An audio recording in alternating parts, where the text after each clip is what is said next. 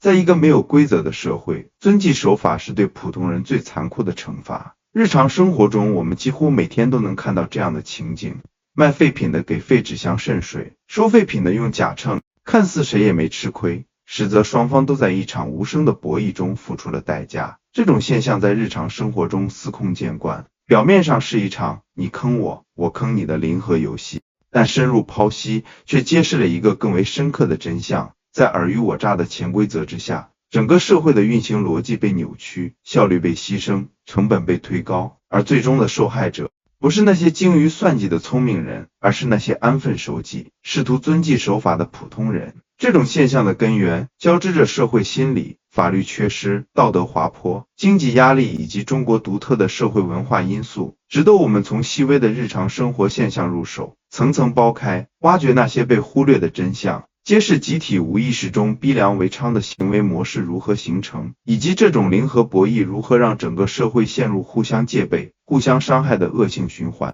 让我们从卖废品与收废品的这场交易开始。这看似简单的买卖，实则浓缩了当下社会普遍存在的互不信任与尔虞我诈的缩影。卖废品的人为了多赚几块钱，偷偷在废纸箱里渗水，增加重量；收废品的人心知肚明，索性用调过刻度的假秤，以更低的重量结算。双方心照不宣，仿佛达成了某种默契的平衡。然而，这种平衡只是表象。卖废品的人花费时间和精力去渗水，不仅增加了自己的劳动成本，还可能因为水渍导致部分废品被拒收，得不偿失。收废品的人为了应对这种伎俩，投入成本购买或改装假秤，还要时刻提防对方的新花招，耗费心力。最终，交易的效率低下，双方都付出了额外的成本，而实际收益却未必增加。这种现象并非孤立。从菜市场里掺水的鱼到网购平台上的刷单评价，从建筑工地偷工减料到金融市场的虚假报表，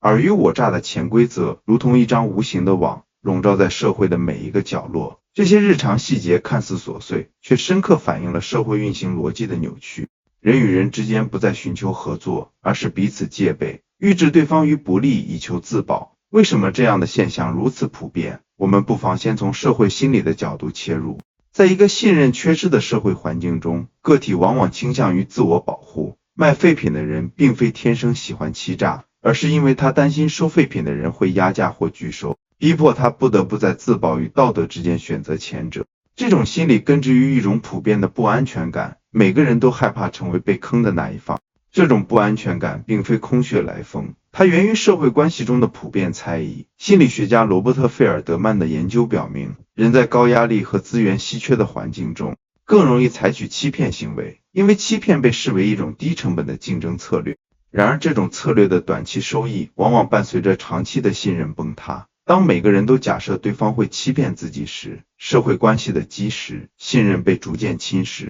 卖废品的人和收废品的人都在这场博弈中耗费了额外的精力，彼此提防，互相试探，最终却没有一个人真正获益。更深一层，这种心理在中国社会中被放大。中国传统文化中强调人情与关系，但在现代社会的快速变迁中，传统的人际信任被打破。陌生人社会的兴起，让人们更倾向于短期利益最大化，而非长期合作。这种心理的转变，让尔虞我诈从个体的理性选择，演变为一种集体无意识的行为模式。法律层面的原因进一步加剧了这一现象。在一个规则缺失或执行不力的社会，法律的威慑力被大大削弱。收废品的人用假秤，卖废品的人渗水，这种行为在理论上都可能触犯相关的法规，比如欺诈或不正当竞争。然而在现实中，类似的微小违法行为往往无人监管，监管机构资源有限，精力更多的集中在重大案件上，而这些日常的潜规则行为则被视为小事，无人问津。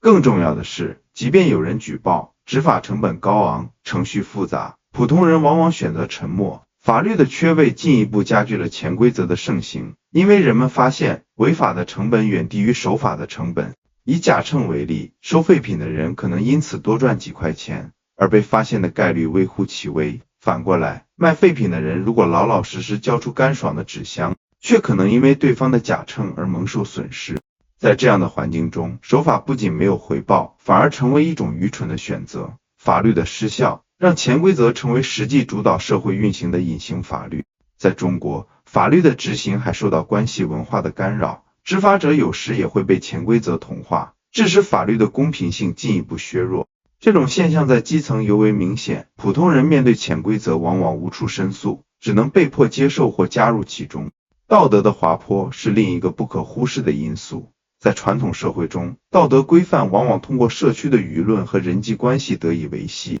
然而，现代社会的流动性增强，城市化进程让人们更多的与陌生人打交道，传统道德的约束力被削弱。卖废品的人和收废品的人可能永远不会再次见面，他们没有动力去维护长期的信任关系。道德学家约翰·罗尔斯曾提出正义的原初状态，认为人们在制定规则时，应假设自己处于无知之幕后，以确保公平。然而，在现实中，个体往往只关心眼前的得失，而非长远的公平。渗水的废纸箱和假秤的背后，是一种以牙还牙的道德逻辑。既然对方可能不道德，我为何要道德？这种逻辑看似合理，却导致了道德的集体滑坡。在中国，儒家文化强调仁义礼智信，但在现代社会的功利主义浪潮中，这些价值观被边缘化。社会舆论往往对成功者宽容有加，而对手段的正当性缺乏追问。这种道德环境的变迁，让人们更容易接受潜规则，甚至将其视为生存的必要技能。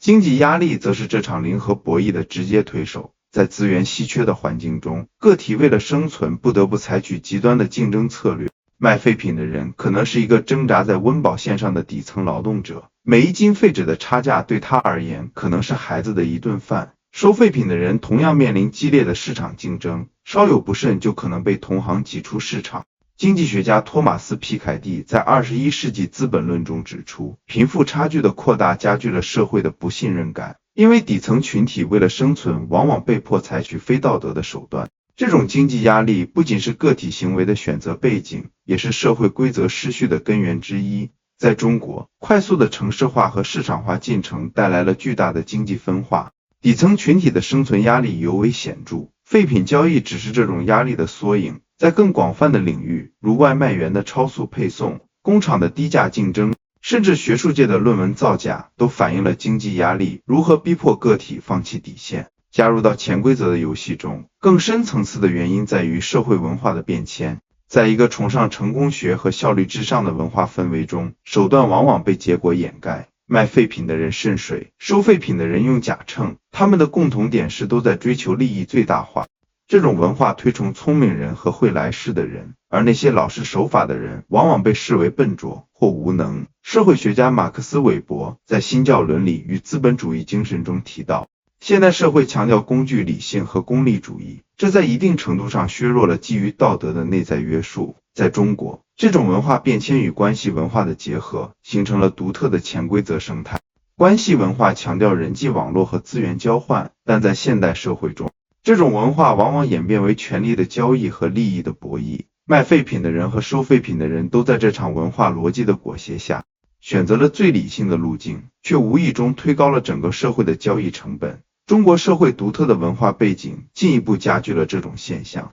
传统儒家文化强调和为贵，但在实际操作中，往往演变为息事宁人的妥协心态。面对潜规则，普通人往往选择多一事不如少一事，从而让潜规则得以延续。此外，中国社会历来重视集体主义，但在现代社会的快速变迁中，集体主义逐渐被个体主义的功利逻辑取代，人们不再为集体利益着想，而是追求个人利益的最大化。这种文化转型在废品交易中表现得淋漓尽致，双方都不愿让步，宁可耗费精力博弈，也不愿建立互信。这种文化逻辑的转变让社会从和合走向对抗，每个人都在为自己的生存而战，却忽略了这种对抗正在摧毁社会的整体效率。让我们进一步挖掘这些被忽略的日常细节。渗水的废纸箱和假秤只是表象，背后是整个社会运行逻辑的扭曲。以废品交易为例，双方为了应对彼此的伎俩，不得不投入额外的资源。卖废品的人需要花时间找水源，计算渗水的量；收废品的人需要调整假秤，时刻提防对方的新招。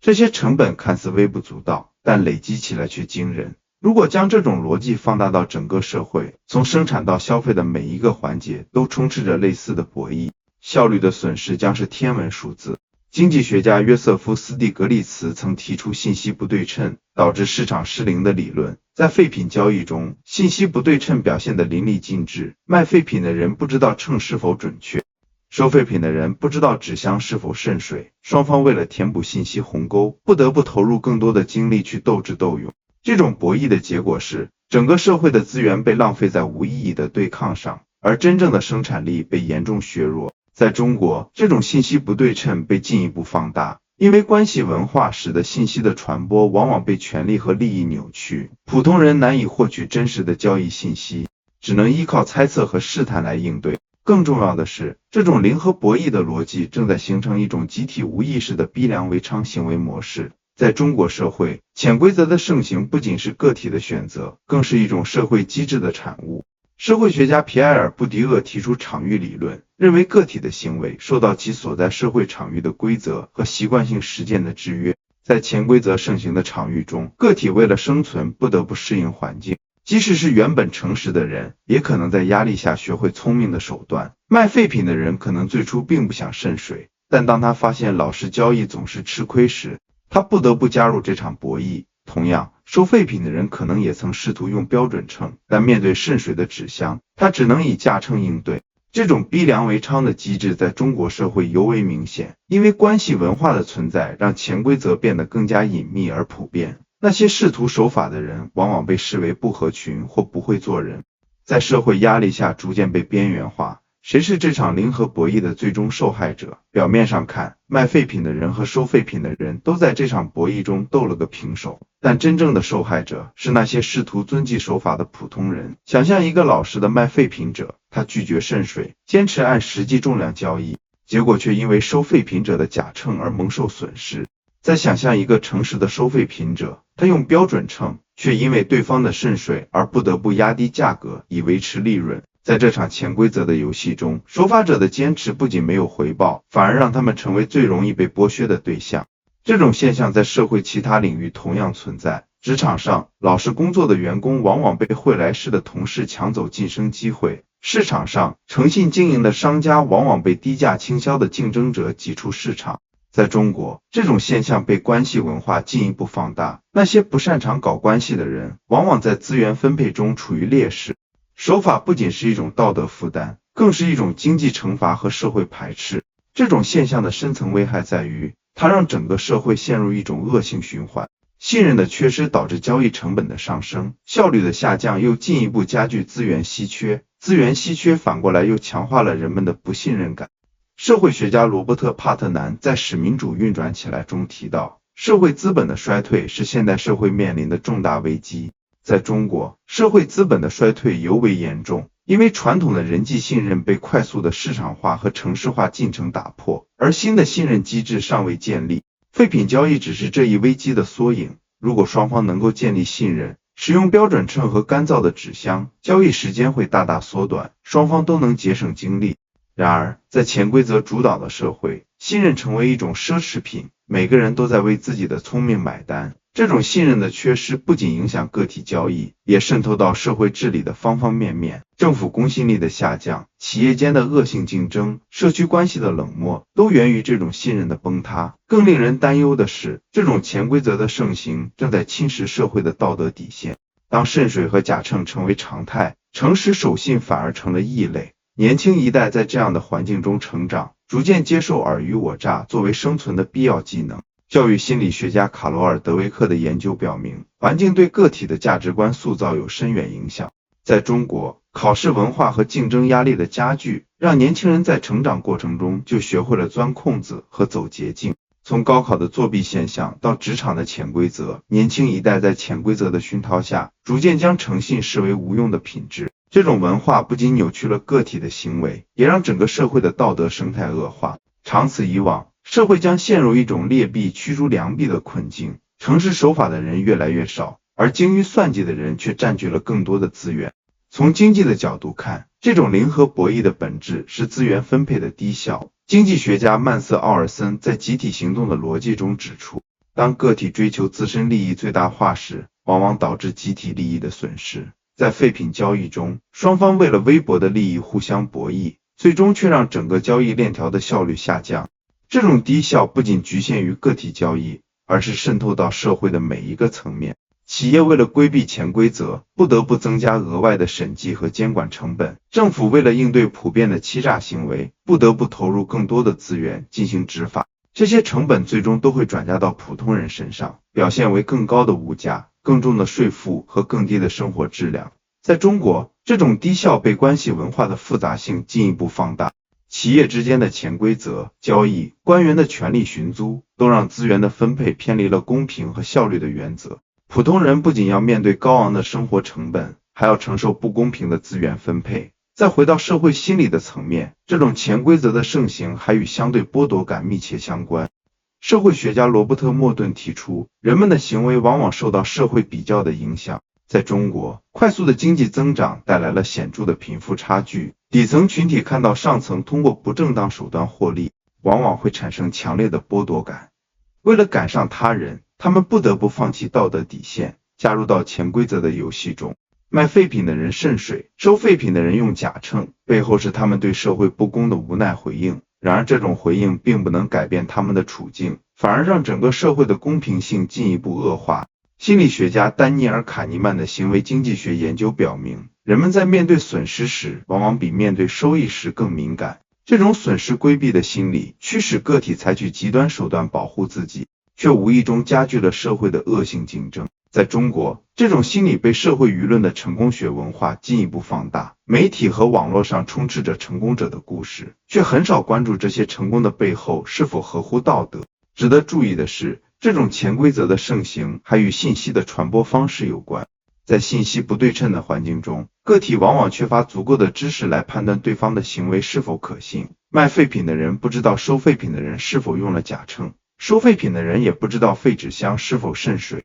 这种信息的不透明，迫使双方采取防御性策略，从而推高了交易成本。在中国，信息的传播受到关系文化的深刻影响，真实信息往往被权力和利益垄断，普通人难以获取透明的市场信息，只能依靠猜测和试探来应对。互联网的普及本应降低信息不对称，但在中国，网络空间的虚假信息和欺诈行为反而更加猖獗。从网购平台的虚假评价到社交媒体上的诈骗广告，信息的泛滥让普通人更难分辨真伪。在这样的环境中，守法者的劣势进一步凸显，因为他们缺乏应对潜规则的经验和技巧。如果我们将视角拉远，这种尔虞我诈的潜规则不仅影响个体，也对整个社会的治理结构造成了深远的影响。在一个潜规则盛行的社会，公共资源的分配往往被少数精于钻营的人垄断。政治学家弗朗西斯·福山在《信任》中指出，信任是社会治理的基石。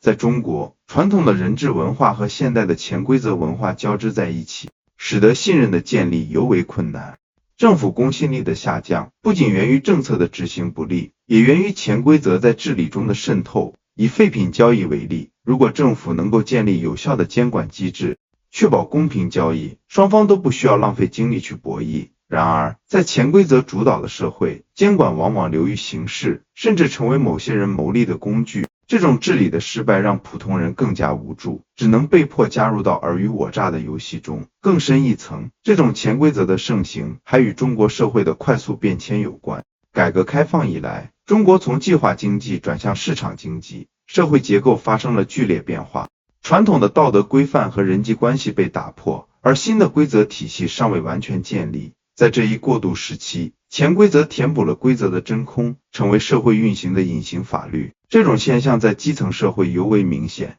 因为基层的监管资源更加有限，潜规则的生存空间更大。卖废品的人和收废品的人只是这一现象的缩影，他们的行为反映了社会转型期的不确定性和不稳定性。在这种环境中，个体为了生存不得不采取短视的策略，而这些策略的累积却让整个社会付出了高昂的代价。在这样的社会逻辑下，尔虞我诈的规则成为一种自我强化的机制，每个人都在为自己的理性选择辩护，却忽略了这些选择正在摧毁社会的合作基础。卖废品的人和收废品的人看似在斗智斗勇，实则都在为潜规则的盛行添砖加瓦。真正的受害者是那些试图守法、试图相信规则的普通人，他们不仅在经济上蒙受损失，还在心理上承受着被边缘化的痛苦。在中国，这种现象被关系文化的复杂性进一步放大。那些不擅长搞关系的人，往往在社会竞争中处于劣势。守法不仅是一种道德负担，更是一种社会排斥和经济惩罚。最终，我们不得不承认，尔虞我诈的规则之下，社会成本就是惩罚那些安分守己的良民。卖废品的人和收废品的人都在这场博弈中付出了代价，但最大的受害者是那些试图坚持原则却被规则抛弃的人。这种现象的根源交织着社会心理的不信任、法律的缺失、道德的滑坡、经济的不平等，以及中国独特的社会文化因素。在这样的环境中，潜规则不仅是一种生存策略，更是一种社会毒瘤。它侵蚀着信任、效率和公平，让整个社会陷入低效的恶性循环。人与人互相戒备、互相伤害，没有信任，每个人都预置他人于不利而求得自己后生。而那些安分守己的普通人，却在这场博弈中成为了最无辜的牺牲品，承受着社会成本的全部重压。